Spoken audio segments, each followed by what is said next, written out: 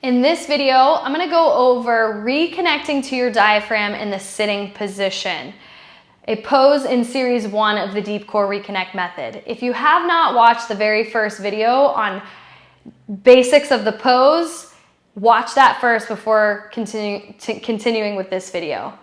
Diaphragmatic breathing, we want 300 degrees expansion of our rib cage, and we want our abdomen to go out. While we breathe with the fullness of our diaphragm, we don't want to see any shoulder movement. Shoulder movement will tell us, okay, we're not actually using all of our diaphragm.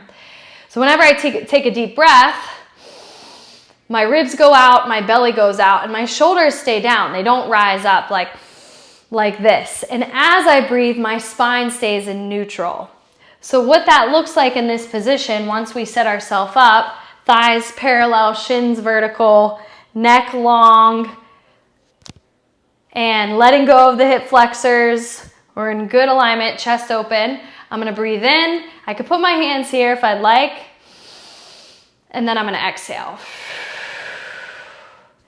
I could also put my hand on chest and belly, and then exhale. As I breathe in, I wanna make sure I'm not arching, I'm not tensing in my hip flexors excessively.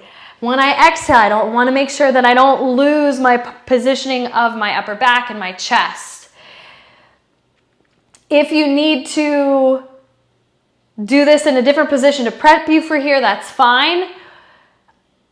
Otherwise, use a mirror to help see what's going on.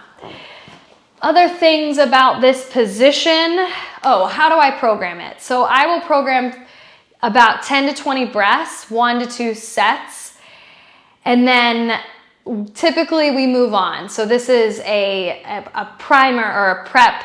We sometimes do train in this position. This is a great one if you have a busy life to work on in the car, but we want to move out of this position as quickly as possible just with breathing, unless it's part of a cool down, and add to it.